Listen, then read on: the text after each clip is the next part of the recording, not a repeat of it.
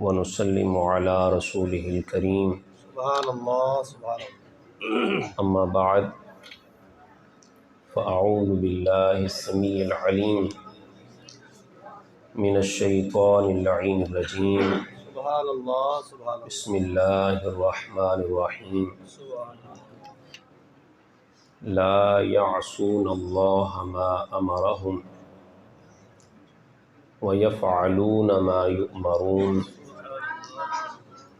صدقت یا رب العالمین سبحان اللہ۔ ان اللہ وملائکتہ یصلون علی النبی یا ایہا الذین آمنوا صلوا علیہ وسلموا تسلیما۔ اللهم صل على سيدنا ومولانا محمد وعلى آل سيدنا ومولانا محمد وبارك وسلم الصلاة والسلام علیک یا سیدی یا رسول اللہ وعلى آلک واصحابک سیدی یا حبیب اللہ۔ الصلاة والسلام علیک یا جد الحسن والحسین وعلى آلک واصحابک یا مکین قلوب المؤمنین۔ صدر محفل استاذ العلماء یادگار اسلاف حضرت علامہ مولانا محمد عمر دین یوسفی صاحب زادک اللہ علما وعملا وعمرہ، آمین آمین۔ دیگر جملہ قراء حضرات، ثنا خانان رسول کریم صلی اللہ علیہ وآلہ وسلم، علماء اہل سنت اور ارباب علم و دانش، اللہ رب العزت کا کروڑہ شکر ہے جس نے ہم سب کو اپنے گھر میں اپنے محبوب صلی اللہ علیہ وآلہ وسلم کے میلاد کا ذکر کرنے کی توفیق عطا فرمائی۔ اس محفل کے انعقاد میں، سجانے میں جتنے بھی لوگوں نے اپنا حصہ ڈالا، اللہ تعالیٰ ان سب کو سرکار کے میلاد کا فیضان نصیب فرمائے۔ آمین۔ خطیب اسلام برادرم حضرت علامہ مولانا قاری محمد عظمت چشتی صاحب، میں آپ کا مشکور و ممنون ہوں کہ جن کے حکم پر مجھے بھی اس بابرکت اور با مقصد محفل میں حاضری کا اعزاز نصیب ہو رہا ہے۔ علماء اہل سنت کا ایک کہکشاں میرے دائیں اور بائیں جلوہ گر ہے۔ اللہ تعالیٰ حضور کے دین کے ان وارثوں کو مزید برکات نصیب فرمائے آمین آمین۔ اور ہمیں ان کے فیضان سے فیض یاب ہونے کی توفیق نصیب فرمائے۔ حضور صلی اللہ علیہ وآلہ وسلم کے میلاد شریف کی بے شمار برکات ہیں۔ ہماری اہل سنت کی احادیث کی کتب میں سے سب سے مستند معتبر کتاب ہے بخاری شریف، اور بخاری شریف کی عربی میں شرح لکھی ہے امام قسطلانی نے ارشاد الساری شرح فی صحیح بخاری کے نام سے۔ وہ امام قسطلانی جن کی شرح بخاری ارشاد الساری پوری دنیا میں پڑھی جاتی ہے، تمام مسالک کے لوگ اس سے استفادہ کرتے ہیں۔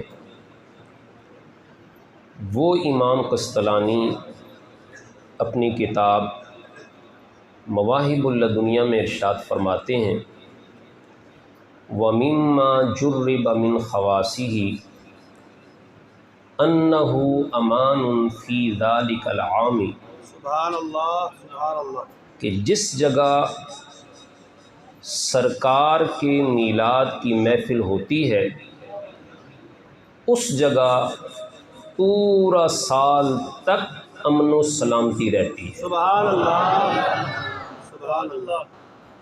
گویا امام قسطلانی یہ بتانا چاہتے ہیں جہاں میلاد ہوتا ہے وہاں فساد نہیں ہو کیا سکتا۔ بات ہے، سبحان اللہ سبحان اللہ سبحان اللہ۔ جہاں میلاد ہو وہاں فساد نہیں ہوتا۔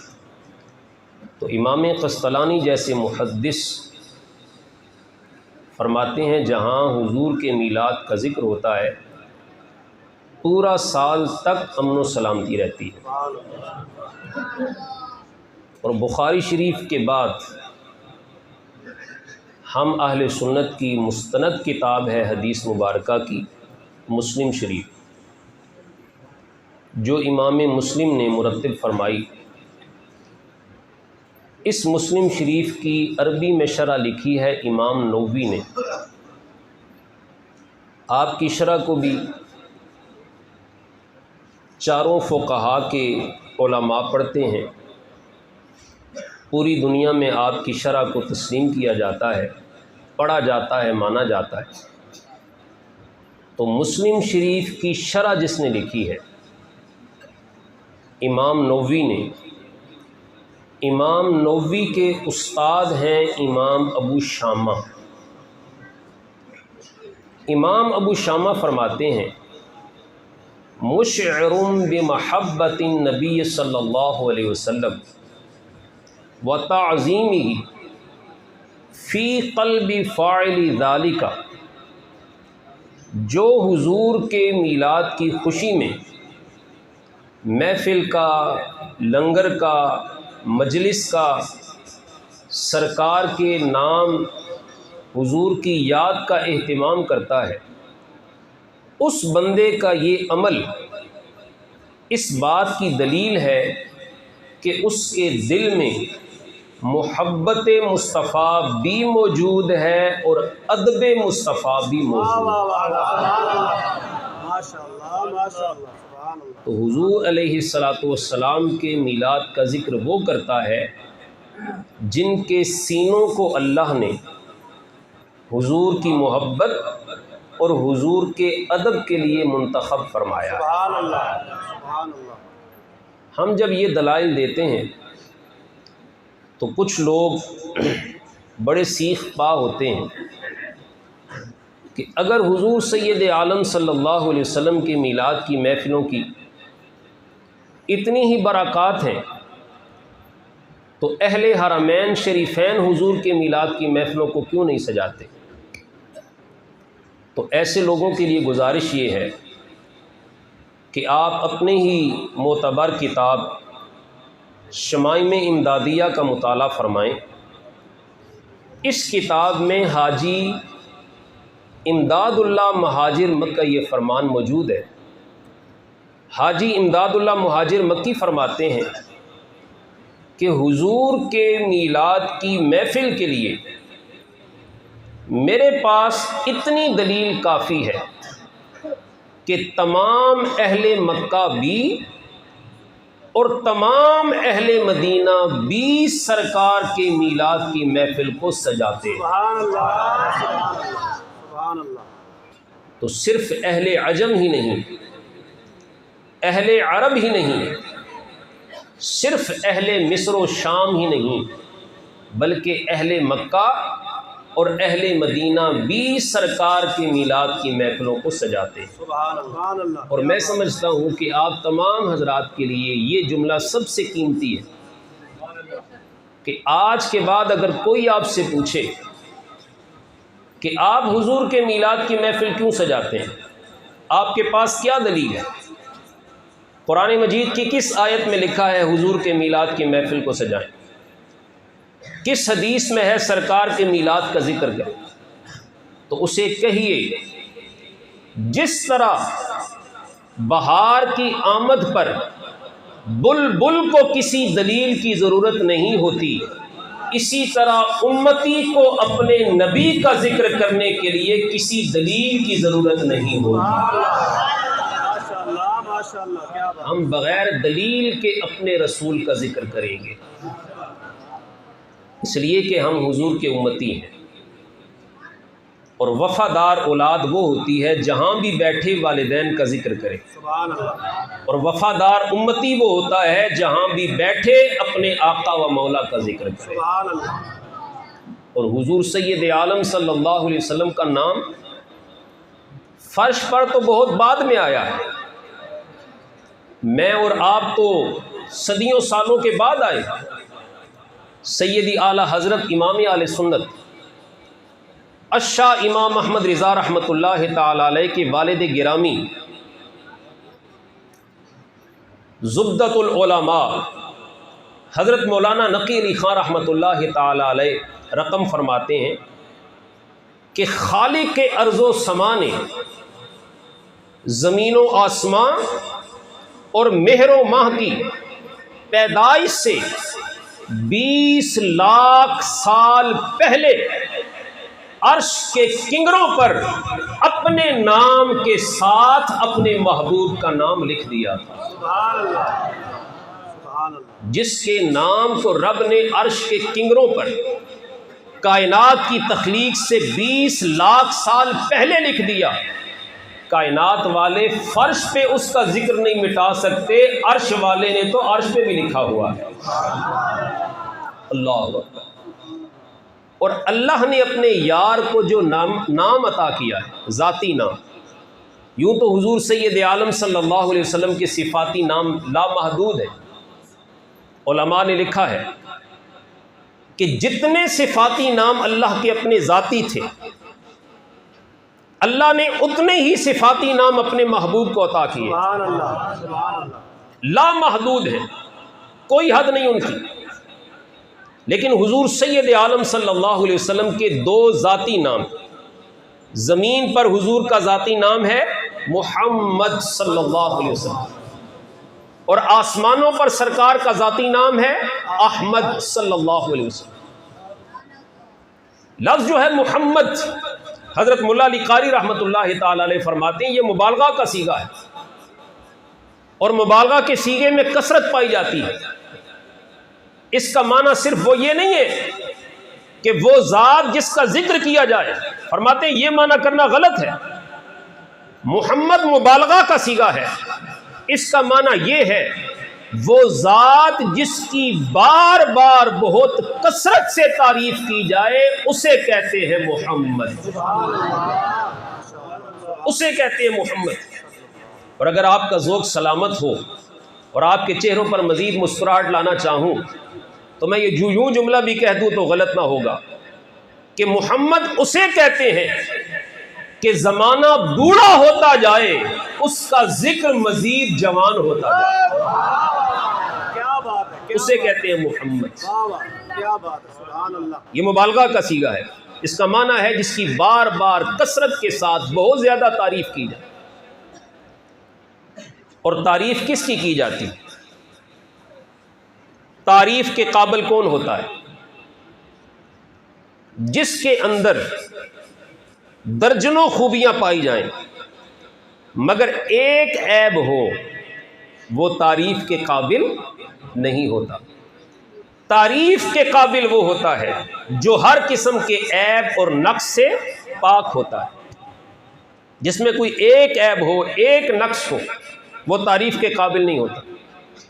مثال کے طور پر اگر میں یوں کہوں کہ یہ مائک ہے، خوبصورت ہے، اچھی کمپنی نے بنایا ہے، لکنگ اچھی ہے، کوالٹی اچھی ہے، وارنٹی اچھی ہے، لیکن اتنی تعریفیں کرنے کے بعد میں یہ کہوں کہ اس کی آواز کٹ کٹ کی جاتی ہے، تو آپ کہیں گے کہ اتنی تعریفات کے باوجود بھی یہ مائک تعریف کے قابل، اتنی خوبیاں بیان کرنے کے بعد بھی یہ مائک تعریف کے قابل نہیں ہے۔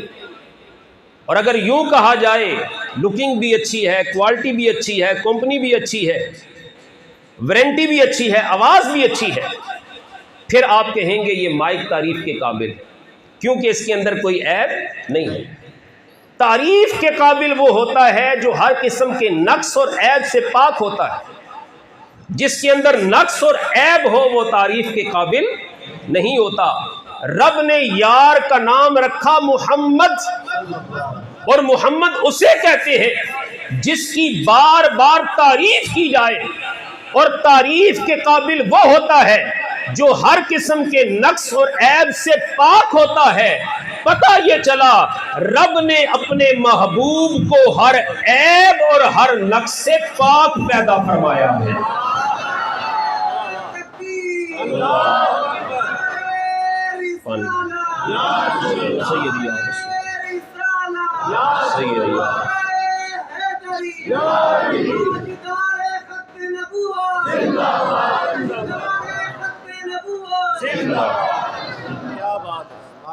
اللہ نے ہر قسم کے عیب اور نقص سے اپنے محبوب کو پاک پیدا کیا۔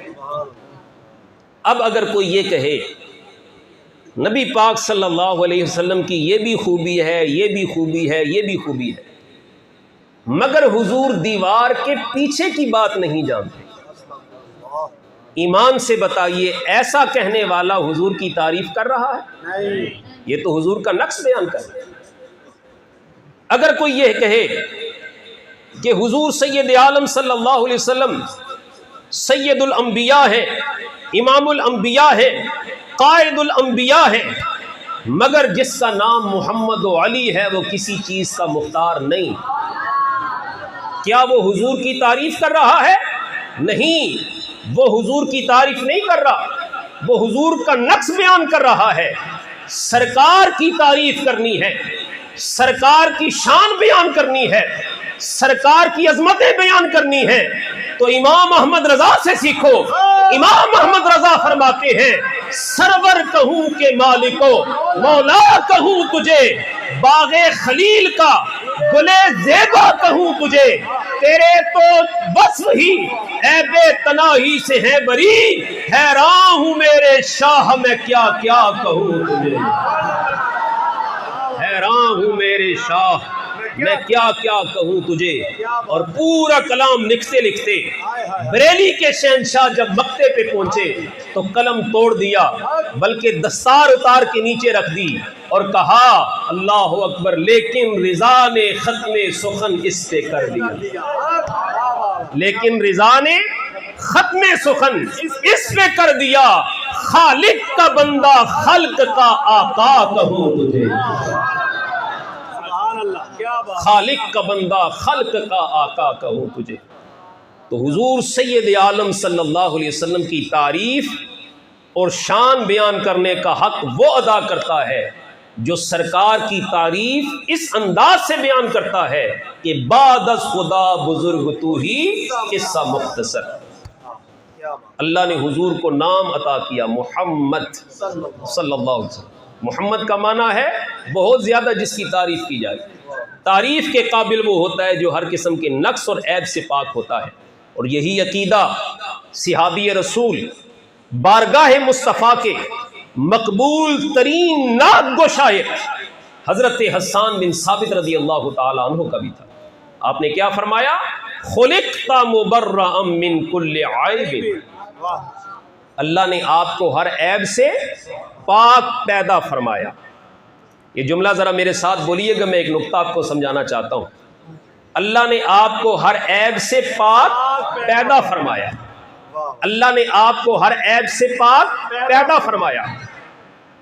وہ ذکر، وہ محفل، وہ مجلس جس میں سرکار کی پیدائش کا ذکر ہو، اسی مجلس کو محفل میلاد مصطفیٰ کہتے ہیں، اسی مجلس کو محفل میلاد مصطفیٰ کہتے ہیں۔ جب حضرت حسان بن ثابت نے منبر پر بیٹھ کر سرکار اور سرکار کے صحابہ کرام کے سامنے یہ عرض کیا خلقت مبرأ من کل عیب، اللہ نے آپ کو ہر عیب سے پاک پیدا کیا۔ اگر سرکار کی پیدائش کا، سرکار کے میلاد کا ذکر کرنا حرام ہوتا، گناہ ہوتا، بدعت ہوتا، ناجائز ہوتا تو آقا منع کر دیتے۔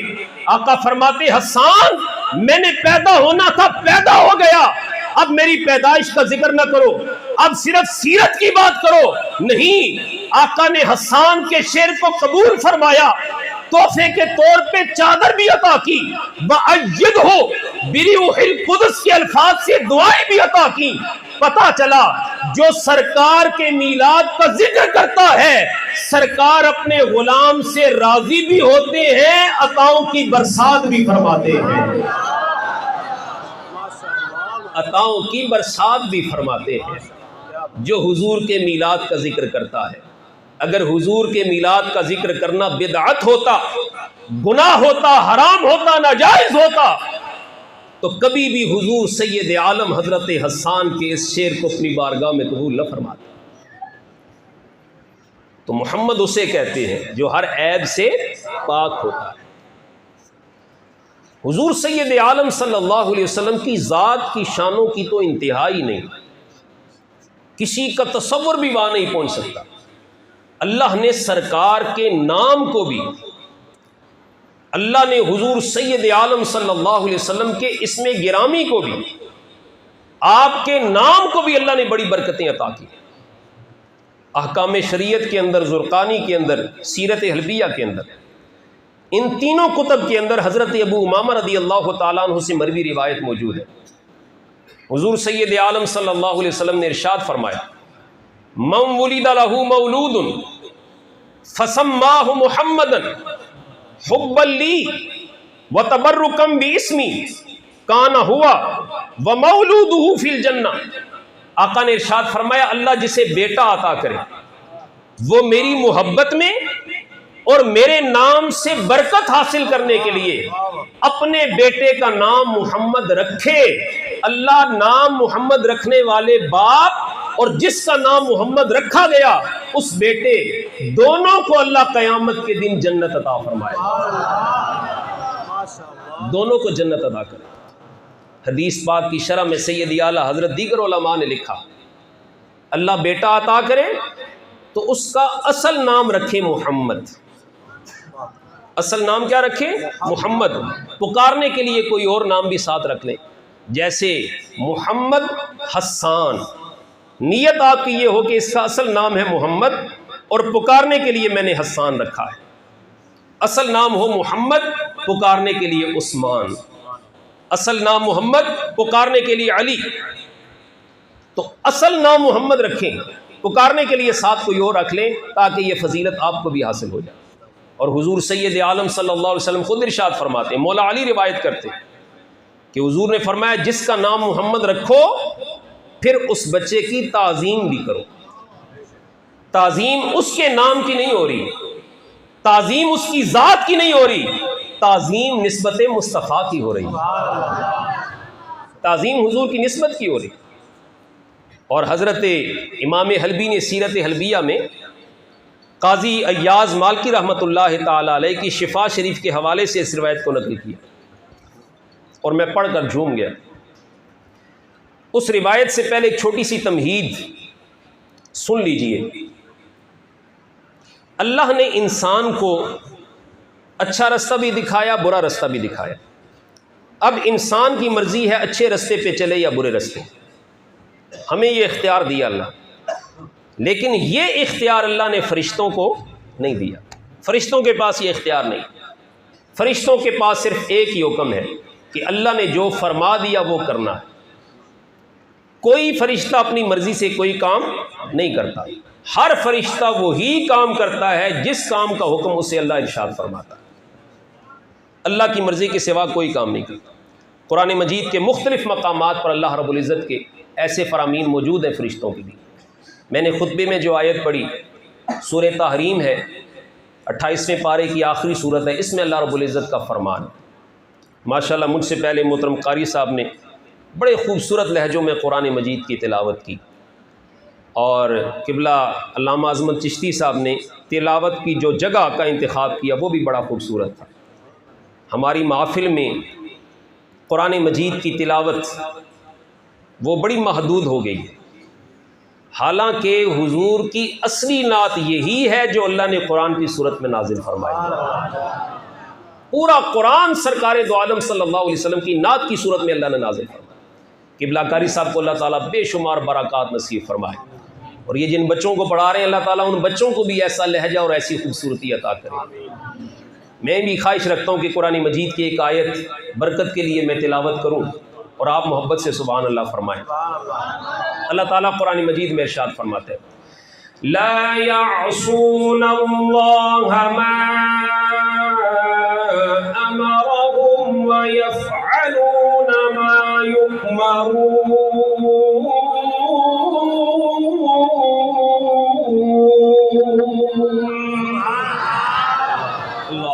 اللہ۔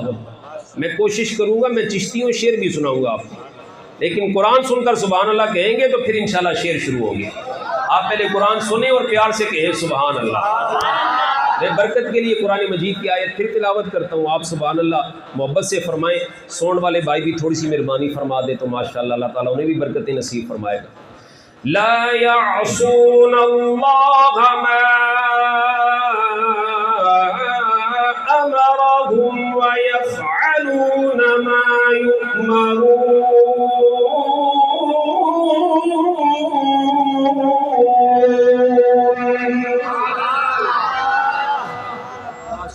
فرشتے کبھی بھی اللہ کی نافرمانی نہیں کرتے، اللہ کی نافرمانی نہیں کرتے۔ وَيَفْعَلُونَ مَا يُؤْمَرُونَ، فرشتے وہی کچھ کرتے ہیں جس کا اللہ انہیں حکم دیتا ہے۔ اللہ کے حکم کے سوا کوئی فرشتہ کوئی کام نہیں کرتا۔ یہ ایک چھوٹی سی تمہید آپ ذہن میں رکھیں اور اب اس روایت کو سنیں۔ امام حلبی لکھتے ہیں شفا شریف کے حوالے سے کہ اللہ رب العزت کے بہت سارے فرشتے زمین میں سیر کرتے رہتے ہیں، ان کی ڈیوٹی کیا ہے؟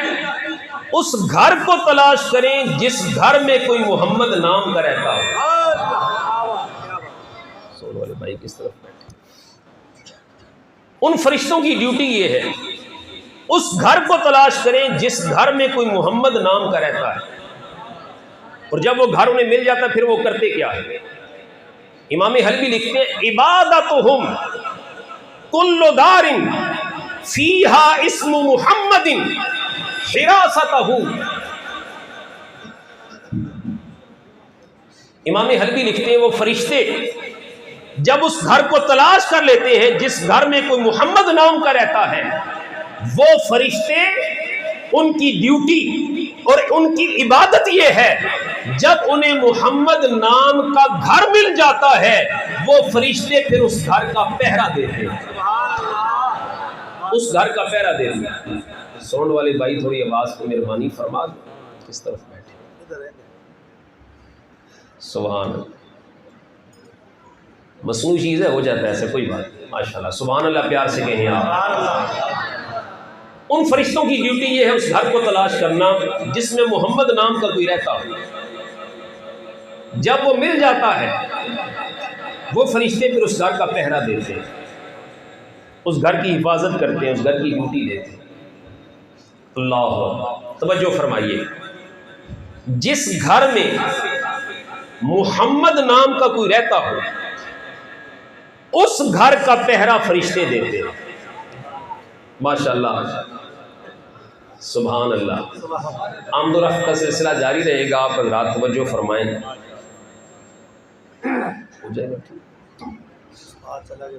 اچھا بس پھر جہاں ہے اس کو رہنے دیں، استاد کے بغیر استادی کرنا بڑا مشکل کام۔ امام حلبی کی یہ روایت بتاتی ہے جس گھر میں کوئی محمد نام کا رہتا ہو، بس ٹھیک ہے یہاں پہ ٹھیک ہے، جس گھر میں محمد نام کا کوئی رہتا ہو اس گھر کا پہرا فرشتے دیتے ہیں۔ آپ مل کر کے یہ سبحان اللہ۔ میں ایک بڑا خاص لطیف اور پیارا نقطہ آپ کو سمجھانا چاہتا ہوں۔ جس گھر میں محمد نام کا کوئی رہتا ہو اس گھر کی حفاظت فرشتے کرتے ہیں۔ سبحان اللہ۔ جس گھر میں محمد نام کا کوئی رہتا ہو اس گھر کا پہرا اللہ کے فرشتے دیتے ہیں۔ سبحان اللہ۔ اگر آپ توجہ فرما رہے ہیں تو میں نقطہ حاضر خدمت کر رہا ہوں، جس گھر میں کوئی محمد نام کا رہتا ہو اس گھر کا پہرا فرشتے دیتے ہیں۔ جس بچے کا نام میں محمد رکھوں اس گھر کا پہرا فرشتے دیتے ہیں۔ جس بچے کا نام آپ محمد رکھیں اس گھر کا پہرا فرشتے دیتے ہیں۔ تو جس محبوب کا نام اللہ نے محمد رکھا ہے اس محبوب کی شان و کا عالم کیا ہوگا؟ نعرہ تکبیر، نعرہ رسالت، نعرہ حیدری، تاجدار ختم نبوت۔ کیا بات ہے، ماشاء اللہ۔ جس کا نام میں محمد رکھوں اس گھر کا پہرا فرشتے دیں، تو جس محبوب کا نام اللہ نے محمد رکھا ہے اس محبوب کی شان کیا ہوگی؟ سبحان اللہ۔ میرے امام محمد رضا اسی لیے فرماتے ہیں سب سے اولا و اعلیٰ ہمارا نبی، سب سے واہ واہ ماشاءاللہ سب کو آتا ہے، سب سے اولا و اعلیٰ ہمارا نبی، سب سے بالا اعلیٰ ہمارا نبی، سب سے بالا و اعلیٰ ہمارا نبی، اپنے مولا کا پیارا ہمارا نبی، دونوں عالم کا دولہا ہمارا نبی، دونوں عالم کا دولہا۔ ماشاءاللہ سارے پڑھیے، میرا دل ہے کہ آج کی محفل میں جو فرشتے آئے ہوئے ہیں، فرشتے یہاں کی رپورٹ لے کر جب سرکار کی بارگاہ میں پہنچے تو فرشتے جا کے عرض کریں آقا خطیب صاحب بھی آپ کی نعتیں پڑھ رہے تھے، سننے والے بھی آپ کی نعتیں پڑھ رہے تھے، سب سے اولا و اعلیٰ واہ واہ، سب سے بالا و اعلیٰ ہمارا نبی، سب سے بالا و اعلیٰ۔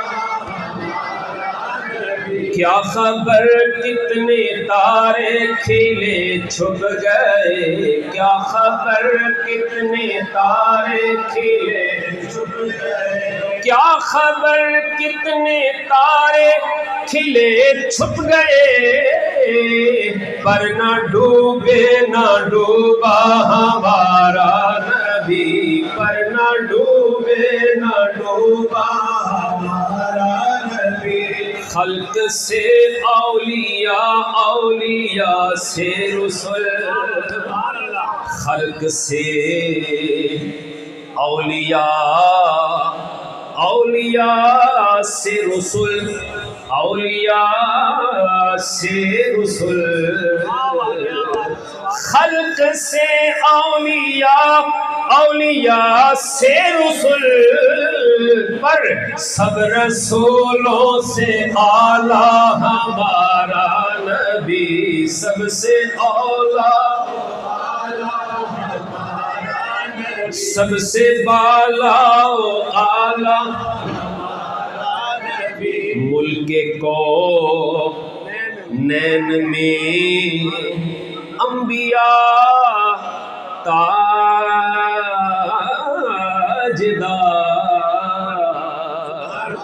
ملک کونین میں انبیاء تاجدار، تاجداروں کا آقا ہمارا نبی، تاجداروں کا آقا ہمارا نبی، تاجداروں کا آقا ہمارا نبی، کون دیتا ہے دینے کو منہ چاہیے۔ حضرت جناب گولہ فرمایا کرتے تھے کسی کو دینے کے لیے منہ بھی سونا ہونا ضروری ہے۔ کون دیتا ہے دینے کو منہ چاہیے، کون دیتا ہے دینے کو منہ چاہیے، کون دیتا ہے دینے کو منہ چاہیے، اور دینے والا ہے سچا ہمارا نبی، دینے والا ہے سچا ہمارا نبی، سب سے اولا و اعلی ہمارا نبی، سب سے بالا و اعلی ہمارا نبی۔ اللہ اکبر، اللہ اکبر۔ جس گھر میں محمد نام کا شخص رہتا ہو اس گھر کا پہرا فرشتے دیتے ہیں، تو اللہ نے اپنے محبوب محمد کو کتنی شان عطا فرمائی ہے۔ یاد رکھیے حضور کا نام بھی با کمال ہے اور سرکار کا پیغام بھی با کمال ہے، کیا بات ہے جناب، سرکار کا پیغام بھی با کمال ہے۔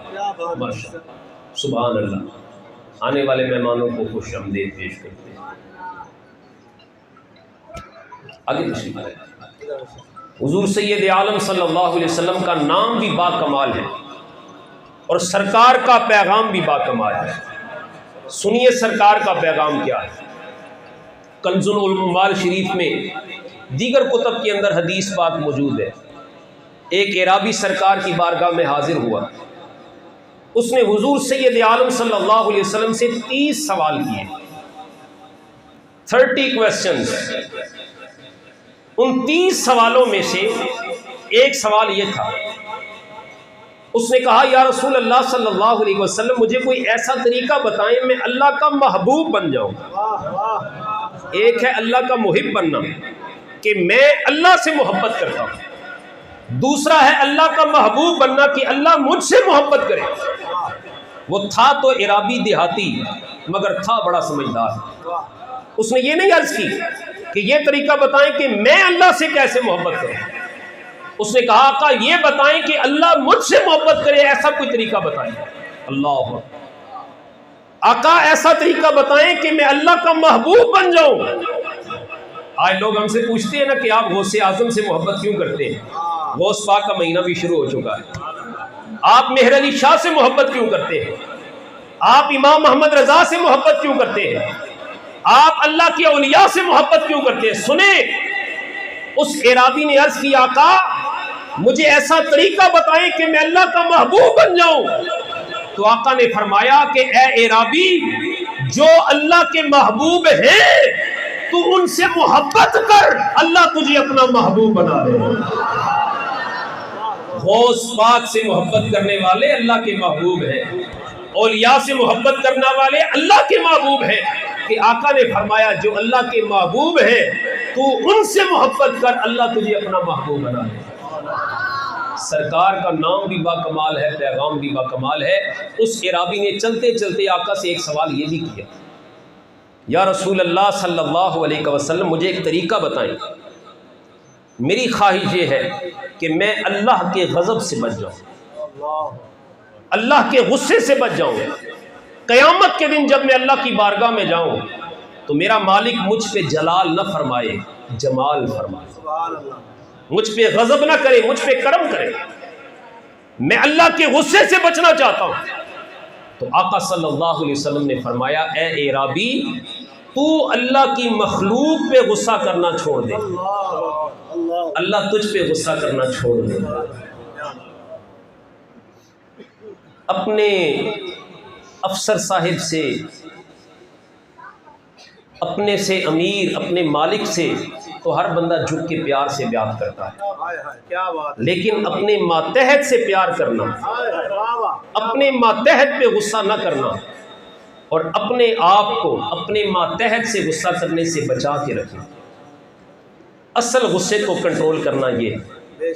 حضرت انس رضی اللہ تعالیٰ عنہ 10 سال حضور سید عالم صلی اللہ علیہ وسلم کے غلام رہے، باقاعدہ سرکار کے پرسنل خدمت گزار تھے حضرت انس، لیکن حضرت انس فرماتے ہیں 10 سالوں میں میرے مصطفیٰ کریم صلی اللہ علیہ وسلم نے ایک مرتبہ بھی مجھ پہ غصہ نہیں فرمایا۔ 10 سال اپنے ماتحت سے، اپنے ورکر سے، اپنے پاس کام کرنے والے سے محبت شفقت سے پیش آنا، یہ حضور سید عالم صلی اللہ علیہ وسلم کے بات غصے کی چلی تو میں ایک بات یہ بھی عرض کر دوں، بعض لوگ اکثر جگہ بڑے بڑے بزرگ یہ کہتے ہیں کہ غصہ کرنا حرام ہے۔ اچھی بات ہے، ناجائز جگہ ناحق مقام پہ غصہ کرنا اگرچہ حرام ہے، ناجائز ہے، غصے کو پی جانا چاہیے، لیکن بسا اوقات غصہ کرنا واجب، ضروری اور بسا اوقات غصہ کرنا فرض ہوتا ہے۔ کوئی آپ کی ذات کو نقصان پہنچائے، اب غصے کو پی جانے کا مقام، کسی نے آپ کے مال کو نقصان پہنچایا، اب غصے کو پی جانے کا مقام ہے، لیکن کسی نے شریعت کا مذاق اڑایا، کسی نے اسلام کی توہین کی، کسی نے سید الانبیاء صلی اللہ علیہ وسلم کی گستاخی کی، اب غصہ پی جانے کا مقام نہیں ہے، اب گستاخ رسول کی گردن اتار دینے کا مقام ہے۔ اب غصہ پینے کا مقام نہیں ہے، اب سرکار کے گستاخ کو ٹکڑے ٹکڑے رکھ دینے کا مقام ہے۔ قرآن مجید کی جو آیت ہے، یا ایھا الذین آمنوا لا تقولوا راعنا، پہلے پارے میں، اس کی آپ کوئی بھی تفسیر اٹھائیں، یہودی لفظ راعنا کو غلط معنوں میں استعمال کرتے تھے، اور حضور علیہ الصلوۃ والسلام کے صحابی حضرت سعد بن معاذ رضی اللہ تعالیٰ عنہ نے دیکھا کہ یہودی لفظ راعنا کو سرکار کی گستاخی کے معنوں میں استعمال کر رہے ہیں، تو کیا اس وقت صحابی رسول غصے کو پی گئے؟ کیا یہاں غصہ کرنا حرام تھا؟ نہیں، اب بات صحابی رسول کی ذات کی نہیں تھی، اب بات سرکار کی عظمت و شان کی تھی۔ حضرت سعد بن معاذ نے جب یہودیوں کو لفظ راعنا کے غلط استعمال کر کے حضور کی گستاخی اور بے ادبی کرتے ہوئے دیکھا، تو حضرت سعد بن معاذ نے فوراً ارشاد فرمایا یہودیوں تم پہ اللہ کی لعنت ہو، اور ساتھ ہی فرمایا کہ آج میں تمہیں ڈیڈ لائن دے رہا ہوں، آج کے بعد اگر میں نے تمہیں لفظ راعنا سرکار کے لیے استعمال کرتے ہوئے سنا تو سعد بن معاذ تمہاری گردنیں اڑا کے رکھ دے گی۔ ہر جگہ غصہ پی جانے کا مقام نہیں ہوتا، اگر ہر جگہ غصہ پی جانے کا مقام ہے تو جہاد میں غصہ ہی نہیں کریں گے تو دشمنوں کے ساتھ مقابلہ کیسے کریں گے؟ جہاد میں اگر غصہ ہی نہیں کریں گے تو کافروں کی گردنوں کو کیسے اتاریں گے؟ اور ایک بات اور بھی عرض کر دوں، بعض لوگ یہ بھی کہتے ہیں اسلام امن کا درس دیتا ہے، اگر اسلام صرف امن کا درس دیتا ہے تو یا ایھا النبی جاہد الکفار والمنافقین واغلظ علیہم کا معنی کیا کرو؟ کیا کرو کہ قرآن مجید کی اس آیت کا معنی اے نبی کفار اور مشرکین کے ساتھ جہاد کرو، واغلظ علیہم، اور اسلام کے دشمنوں پہ سختی کرو۔ اسلام تو سختی کا درس دے رہا ہے، ہم اس اسلام کو نہیں مانتے جو صرف امن کا درس دیتا ہے، ہم اس اسلام کو مانتے ہیں جو غیرت کا درس دیتا ہے، جو جہاد کا درس دیتا ہے۔ جب مسلمان امن و سکون میں ہوں اس وقت اسلام امن کا درس دیتا ہے، جب کوئی اسلام کا مذاق نہ اڑا رہا ہو اس وقت اسلام امن کا درس دیتا ہے، جب اسلام کی عزت محفوظ ہو اس وقت اسلام امن کا درس دیتا ہے، اور جب کائنات کے بدترین یہودی فلسطین کے مسلمانوں کے امن کو تباہ کر رہے ہو پھر اسلام امن کا درس نہیں دیتا، پھر اسلام جہاد کا درس دیتا ہے، جہاد کا درس دیتا ہے۔ الجہاد الجہاد لبیک لبیک الجہاد الجہاد لبیک لبیک لبیک لبیک۔ جب فلسطین کے مسلمان نام شبینہ کو ترس رہے ہوں، جب فلسطین کے مسلمان اپنی ماں اور بیٹی کو اور اپنے بیٹے کو خون کے اندر نہاتے ہوئے دیکھ رہے ہوں، پھر اسلام امن کا درس نہیں دیتا، پھر اسلام جہاد کا درس دیتا ہے۔ اور اس وقت تمام مسلم حکمرانوں پر جہاد فرض ہو چکا ہے، اور اگر وہ اپنے اس فریضے کو ادا نہیں کرتے تو عند اللہ بروز قیامت سخت ترین مجرم ہوں گے، سخت ترین مجرم ہوں گے۔ اللہ اکبر۔ دیکھیں حماس نے ایک حملہ کیا اسرائیل پر، امریکہ کا یہودی بھی وہاں آ گیا، امریکہ کا صدر بھی وہاں آ گیا، 2000 سپاہی فوجی بھی وہاں بھیج دیے۔ حملہ اسرائیل پہ ہوا ہے، چیخ آسٹریلیا رہا ہے، حملہ اسرائیل پہ ہوا ہے، چیخ امریکہ رہا ہے، حملہ اسرائیل پہ ہوا ہے، چیخ OIC رہی ہے، حملہ اسرائیل پہ ہوا ہے، چیخ اقوام متحدہ رہا ہے، حملہ اسرائیل پہ ہوا ہے، چیخ انڈیا رہا ہے۔ کیوں؟ تمام کے تمام کفر طاقت اسلام کے خلاف متحد ہیں، چاہے وہ یہودی ہے، عیسائی ہے، سکھ ہے، کسی مذہب کے ساتھ تعلق رکھتا ہے، اسلام کی مخالفت میں تمام کفر ایک ہے۔ وہ دن دیکھنا ہمیں کب نصیب ہوگا جب اسلام کی بالادستی کے لیے تمام مسلم حکمران بھی ایک ہوں گے۔ میں آج کی اس محفل میں اللہ کی بارگاہ میں ان علماء اور سادات کی موجودگی کا فائدہ لیتے ہوئے دعا کرتا ہوں، اے اللہ اگر مسلم حکمران یہود و نصارہ کے ایجنٹ ہیں اور مسلم حکمرانوں کے سینوں میں دھڑکنے والے دل کے اندر فلسطین کے مسلمانوں کا درد نہیں، تو ایسے مسلمان حکمرانوں کو تباہ و برباد کر دے۔ ہمیں ایسے مسلم حکمران نہیں چاہیے، اور اے اللہ ان مسلم حکمرانوں کو تباہ و برباد کر کے ہمیں کوئی مرید و مراد مصطفیٰ سیدنا عمر فاروق کا حقیقی جانشین عطا فرما، کوئی سلطان صلاح الدین ایوبی عطا فرما، کوئی سلطان محمود غزنوی عطا فرما، کوئی محمد بن قاسم عطا فرما۔ تو غصہ ہر جگہ پی جانے کا مقام نہیں ہوتا، بعض جگہ ہوتی ہے جہاں غصہ کرنا واجب ہوتا ہے، فرض ہوتا ہے، ضروری ہوتا ہے۔ تو حضور سید عالم صلی اللہ علیہ وسلم نے اپنے اس غلام سے فرمایا کہ اگر تو چاہتا ہے کہ قیامت کے دن اللہ تجھ پہ غصہ نہ کرے تو تو اللہ کی مخلوق پہ غصہ کرنا چھوڑ۔ حضور سید عالم صلی اللہ علیہ وسلم کے نام کی برکات حضرت امام جلال الدین سیوطی رحمۃ اللہ تعالی علیہ خصائص الکبریٰ میں لکھتے ہیں، امام حلبی سیرت حلبیہ میں لکھتے ہیں، اور امام ابو نعیم نے حلیۃ الاولیاء میں اس روایت کو لکھا۔ میں 3 کتب کے حوالے آپ کو دے چکا، ان تینوں کتب کے اندر یہ بات موجود ہے۔ حوالے ویسے تو دینا ضروری نہیں، علماء تشریف فرما ہے، لیکن یہاں میں ضروری اس دور میں اس لیے سمجھتا ہوں کہ بعض لوگ ہماری باتیں سن کر صرف ایک بات کہہ کے ٹال دیتے ہیں، کہانیاں، اور ہماری جاہل عوام کو یہ تو پتا ہے موٹر سائیکل ٹھیک کروانے کے لیے سبزی کی دکان پہ نہیں جانا، ہماری عوام کو یہ تو پتا ہے پرچون کا سودا لینے کے لیے گاڑیوں کے سپیئر پارٹ والی دکان پہ نہیں جانا، ہمارے لوگوں کو یہ تو پتا ہے بال کٹوانے کے لیے کسائی کی دکان پہ نہیں جانا، پر افسوس ہماری عوام کو یہ نہیں پتا کہ دین کسی انجینئر سے نہیں، دین کے علماء سے حاصل کیا جائے۔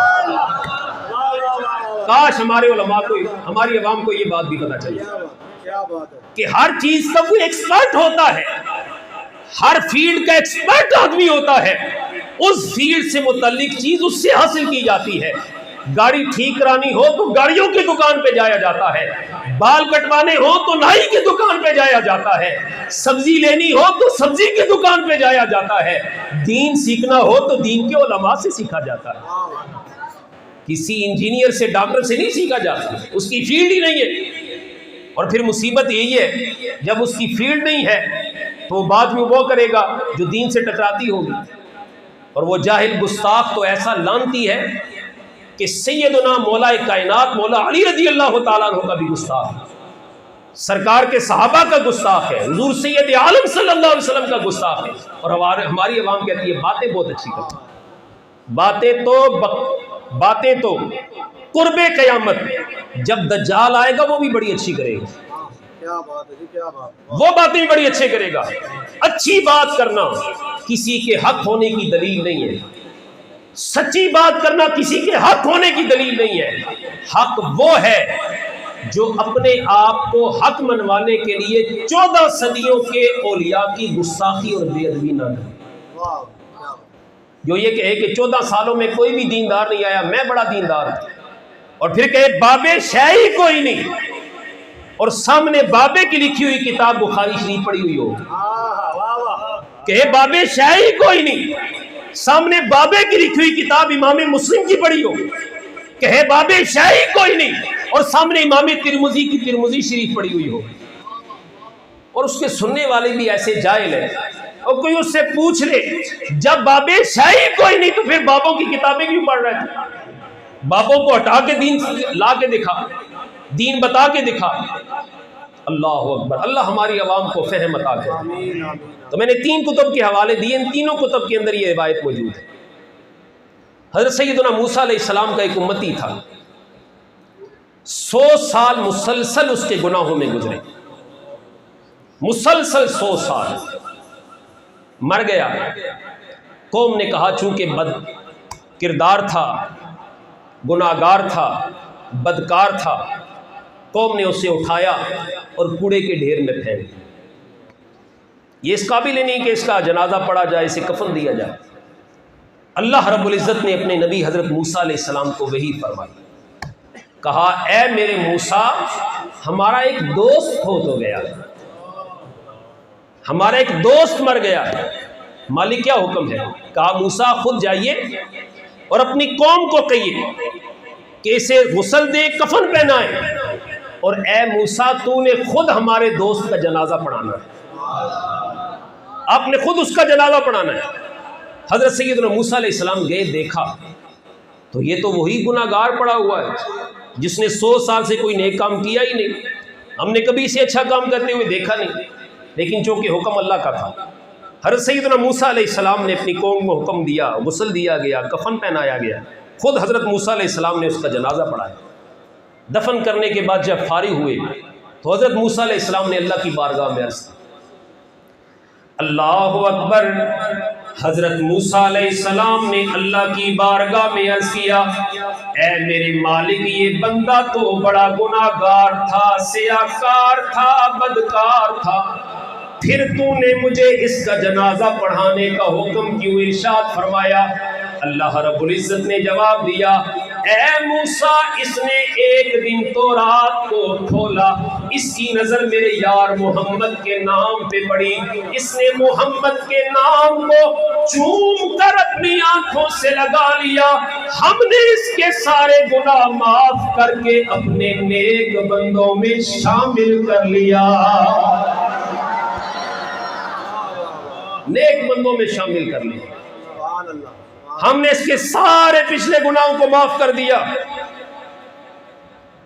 اور سیرت حلبیہ میں امام حلبی نے لکھا ہے کہ اللہ رب العزت نے موسیٰ علیہ السلام سے فرمایا کہ اے موسیٰ، جنت کی 70 حوریں ہم نے اس کے نام لگا دی، 70 حوریں اس کے کھاتے میں ڈال دی. اللہ اکبر. بعض لوگ جب یہ روایت سنتے ہیں نا تو پتہ کیا کہتے ہیں؟ یہ کس طرح ہو سکنا؟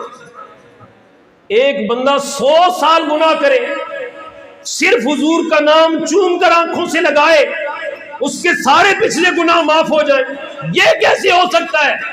میں نے کہا تھوڑا صبر کریں، تھوڑا حوصلہ فرمائیں. مسند احمد بن حنبل، بخاری شریف، مشکات شریف، یہ تینوں حدیث کی کتابیں ہیں. ان تینوں حدیث کی کتابوں کے اندر سیدنا ابو ہریرہ رضی اللہ تعالیٰ عنہ سے مروی روایت موجود ہے. حضور سید عالم ارشاد فرماتے ہیں، پچھلی امتوں میں ایک فاحشہ عورت تھی، گناہگار تھی، بدکار تھی، زانیہ تھی، گندی عورت تھی، جا رہی تھی. اس نے ایک پیاسے کتے کو دیکھا، اپنی جوتی سے کنویں سے پانی نکالا، پیاسے کتے کو پلایا. اللہ نے اس کے صرف اس عمل کی وجہ سے اس کی بخشش فرما دی. میں نے کہا اب بتاؤ کہ یہ کیسے ہو سکتا ہے؟ ایک گناہگار، بدکار، زانیہ گندی عورت کتے کو پانی پلائے تو بخشی جائے، یہ کیسے ہو سکتا ہے؟ تو کہتے ہیں یہاں اللہ کی رحمت ہے، یہ اللہ کی رحمت ہے کہ اللہ نے اسے بخش دیا۔ میں نے کہا نادان، ذرا غور کر، اپنے دل سے بغض مصطفیٰ کی پٹی کو اتار۔ اگر ایک فاحشہ گندی عورت کتے کو پانی پلائے تو بخشی جائے، یہاں تمہیں اللہ کی رحمت نظر آتی ہے؟ گناہگار بندہ سرکار کا نام چوم کے بخشا جائے، یہاں تمہیں اللہ کی رحمت نظر کیوں نہیں آتی؟ یہاں تمہیں اللہ کی رحمت نظر کیوں نہیں آتی؟ مسئلہ اللہ کی رحمت کا نہیں ہے، مسئلہ بغض مصطفیٰ کا ہے، مسئلہ بغض مصطفیٰ کا ہے۔ تمہارا سینہ سرکار کی محبت سے خالی ہے۔ اگر سرکار کی محبت سے معمور ہوتا تو کہتے سرکار کے نام کی عظمتیں ہیں، کوئی گناہگار چوم کی آنکھوں سے لگا لے، اللہ اس کی بھی بخشش و مغفرت فرما دیتا۔ اللہ اکبر۔ اگر ایک گناہگار 100 سال کا بدکار شخص ایک بار سرکار کا نام چوم کر آنکھوں سے لگائے، اللہ اس کی بخشش و مغفرت فرما دیتا ہے، تو جو سرکار کا امتی، سرکار کا میلاد منانے والا، آذان میں سرکار کا نام چوم کر آنکھوں سے لگائے گا، اللہ اسے کتنی برکتیں عطا فرمائے گا۔ حضور کا نام چوم کر آنکھوں سے لگائے گا تو اللہ اسے کتنی برکتیں عطا فرمائے گا۔ اللہ اکبر۔ الحمدللہ ہم اہل سنت کا یہ طریقہ ہے، اذان میں جب سرکار کا نام آتا ہے ہم حضور کا نام سن کر انگوٹھے چوم کر آنکھوں سے لگاتے ہیں۔ یہ واجب نہیں ہے، فرض نہیں ہے، مستحب ہے، جائز ہے اور باعث برکت و رحمت ہے، باعث برکت و رحمت ہے۔ دوست آپ جانتے ہیں میں راولپنڈی میں ایک بہت بڑے ادارے میں اسلامک اسٹڈی کا لیکچرار ہوں۔ مختلف ذہن کے دوستوں سے، لوگوں سے ہماری بات چیت آمنا سامنا ہوتا رہتا ہے۔ تو ایک دفعہ بات ہو رہی تھی کہ حضور کا نام سن کر انگوٹھے چوم کر آنکھوں سے لگانے سے آنکھیں بھی محفوظ رہتی ہیں اور سرکار کی شفاعت بھی نصیب ہوتی ہے۔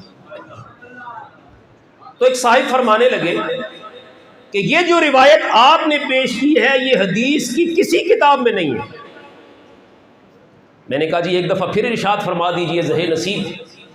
کہنے لگے یہ جو آپ حضور کا نام سن کر انگوٹھے چوم کی آنکھوں سے لگاتے ہیں اور کہتے ہیں سرکار کی شفاعت نصیب ہوتی ہے، آنکھیں محفوظ رہتی ہیں، یہ کسی حدیث کی کتاب میں نہیں ہے۔ میں نے کہا صاحب اتنا مجھے بتا دیجئے آپ نے حدیث کی کتنی کتابیں پڑھی ہوئی ہیں؟ کیا بات ہے، یہ بات کہ یہ بات حدیث کی کسی کتاب میں نہیں ہے، یہ وہ کہہ سکتا ہے جس نے حدیث کی ساری کتابیں پڑھی ہوئی ہوں۔ میں نے کہا آپ نے حدیث کی کتنی کتابیں پڑھی ہیں؟ خاموش، پریشان، حیران، جی میں نے تو کوئی ایک کتاب ہی نہیں پڑھی۔ تو میں نے کہا آپ یہ کیسے کہہ سکتے ہیں کہ یہ حدیث کی کسی کتاب میں نہیں ہے؟ میں نے کہا کتاب دکھانے کا میں ذمہ دار، روایت میں پیش کرتا ہوں۔ اذان میں پہلی مرتبہ جب مؤذن کہے اشہد ان محمد رسول اللہ، انگوٹھے چوم کی آنکھوں سے لگائیں اور کہے صلی اللہ علیہ یا رسول اللہ۔